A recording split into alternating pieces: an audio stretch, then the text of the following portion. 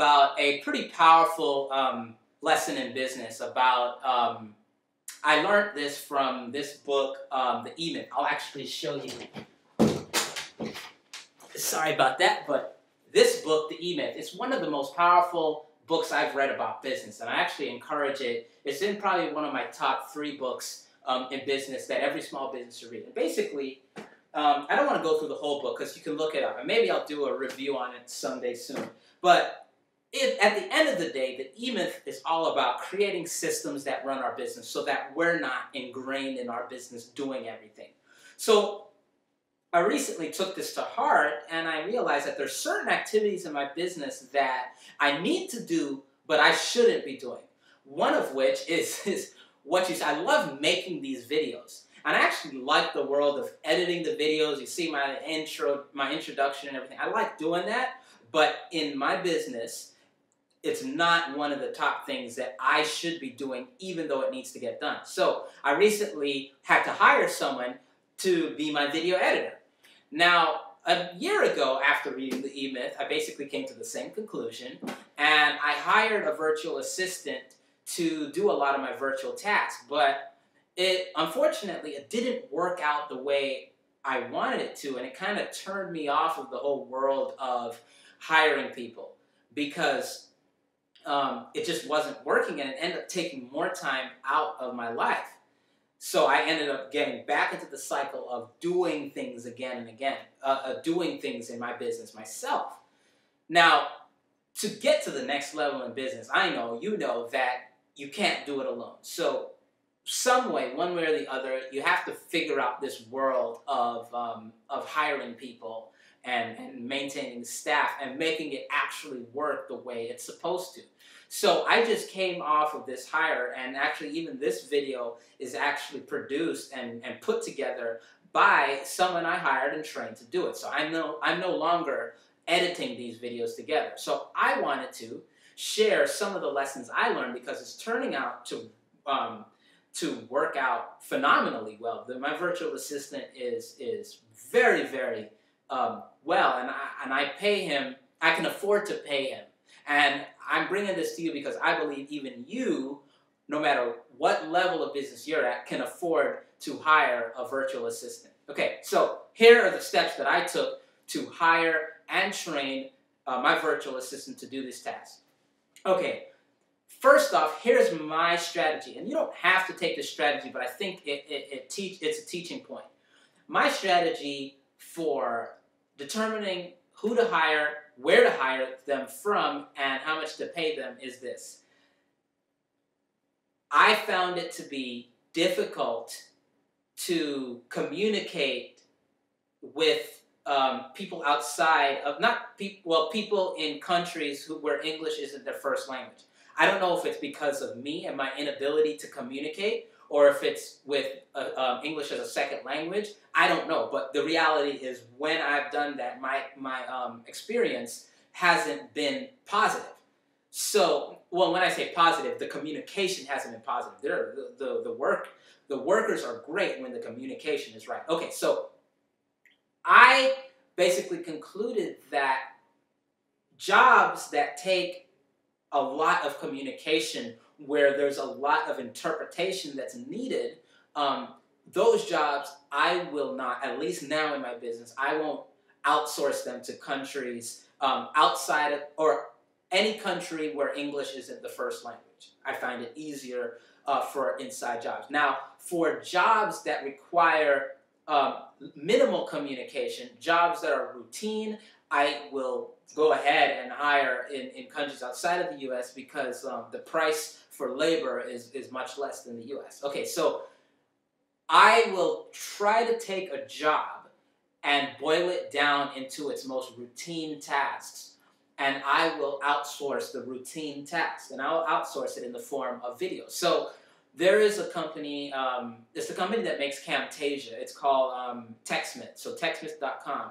And they actually have this product where they allow you to create free screen captures and put them up on a server for others to see. So I will create a video. I created a video of all of the tasks necessary to produce my videos. So take this video, for example. I'm sitting in front of a camera and I just record the camera, I record this conversation. I will take the conversation, the video file, and I'll upload it to a server. Now, my virtual assistant knows to do the following, and all of this I taught him through these videos of me doing the exact same thing. So every day, my virtual assistant goes into the server to see if there are any new videos in the queue.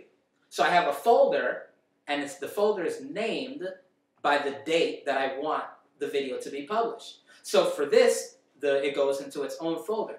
Now, in my videos, you'll see that I usually do an introduction. I don't think I did in this video, but I usually do an introduction, and then I have my little introduction video, and then I go on to the main video.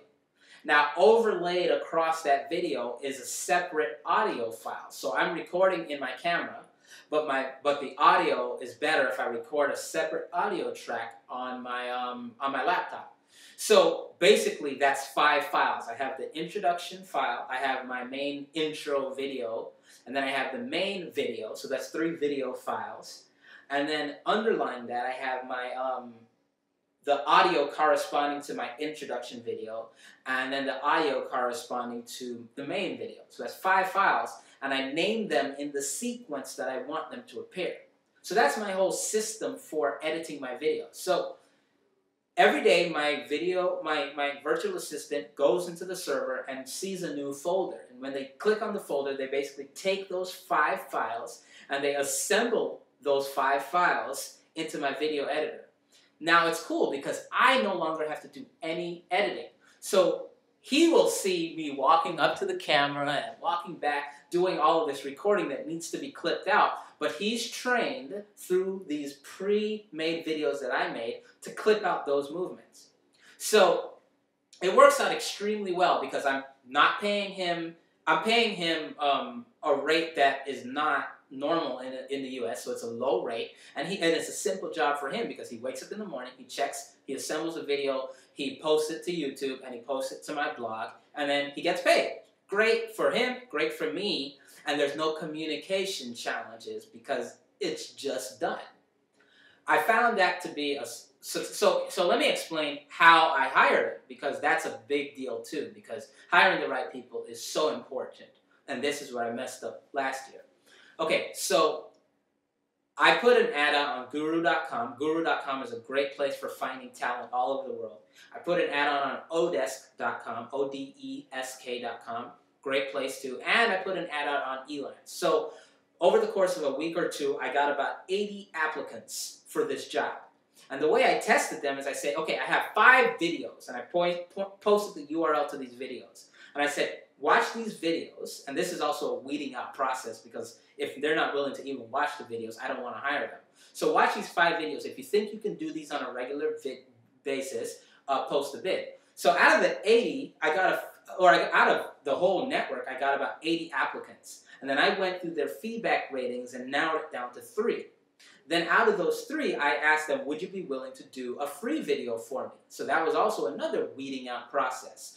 If someone's willing to do something for me for free, I know I have a good one. So out of those 3, they produced a video, and I went to see if they did it right. And through that process of weeding out, I was able to judge them on communication, on responsiveness, attentiveness, thinking outside the box, and I narrowed it down to the virtual assistant I have now. And I believe that process is a lot of lessons to learn when you go to hire a virtual assistant. So that's what I learned, and I think it's great. It's great for my business, and I think you can take a lot from it and apply it to your business.